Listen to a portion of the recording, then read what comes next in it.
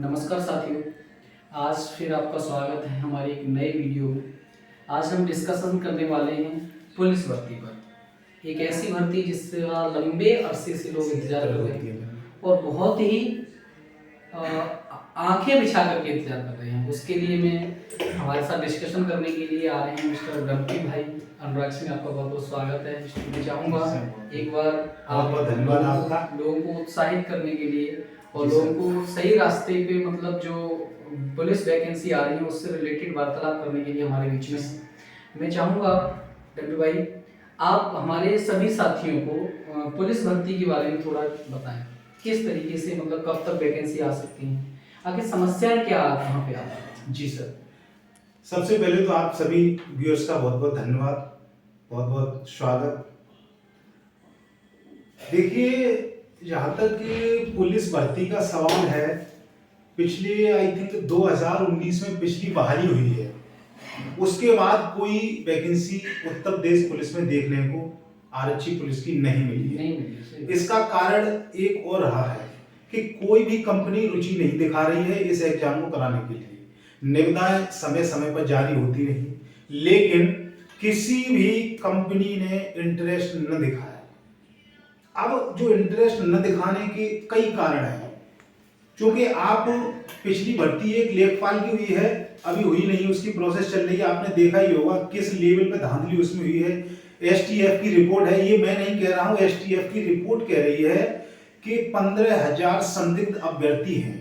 इन सारी अनियमितताओं को देखते हुए कोई भी कंपनी अपने हाथ खींच लेती है वापस निविदा में जाने से पहले। आज की ये अमर उजाला की ये कटिंग है, आप सभी देख सकते हैं।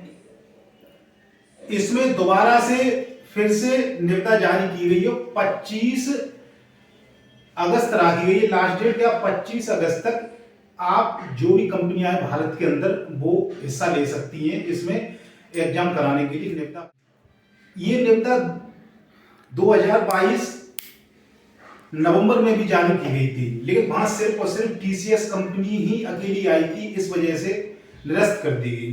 देखिए, इसका टेंडर का एक प्रक्रिया और है, अगर एक कंपनी इसमें हिस्सा लेगी तो निरस्त कर दिया जाएगा। कम से कम 2-3 कंपनी, 4-2 तो मिनिमम एटलीस्ट होनी चाहिए, उसके बाद ये प्रोसेस होती है। लेकिन आज के ही अखबार में ये लिखा हुआ है कि सरकार की पूरी इच्छा है, सरकार की इसमें कोई कमी नहीं है, सरकार की पूरी इच्छा है कि अक्टूबर माह से हम पुलिस के आवेदन शुरू कर दें।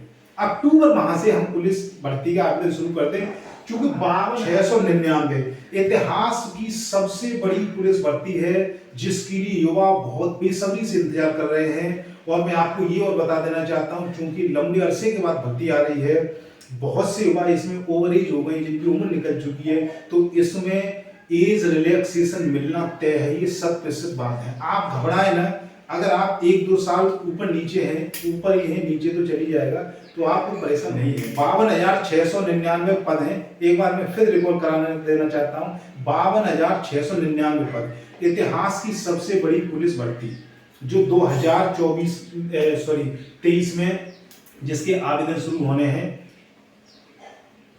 अक्टूबर माह में सरकार की पूरी इच्छा, इसके आवेदन ले लिए जाए। आज की ही अमर उजाला की कटिंग है। और कंपनी का सर, आप एक चीज हमें और बताएं, क्यों नहीं ले रही है कंपनी? आप क्यों बहुत सही है, क्या इसका कारण है? आप विस्तार से समझाएं। देखिए, मैं अगर थोड़ा सा इस चीज पे बताना चाहूँ तो मुझे ऐसा लगता है कि उत्तर प्रदेश की जो जितनी भी वैकेंसी आती हैं उसमें नंबर ऑफ फॉर्म्स, यानी फॉर्म की संख्या इतनी अधिक होती है कि उनको हैंडल कर पाना बहुत बड़ा मुश्किल। इतनी अधिक संख्या में फॉर्म पड़ते हैं। मैं पिछली पैट की बात करता हूँ, 40 लाख फॉर्म। तो इस बार पुलिस की भर्ती है, बहुत सारे अदर स्टेट से भी स्टूडेंट आते हैं, क्योंकि उत्तर प्रदेश में जितनी भर्तियां होती हैं सभी स्टेट को मौका दिया जाता है।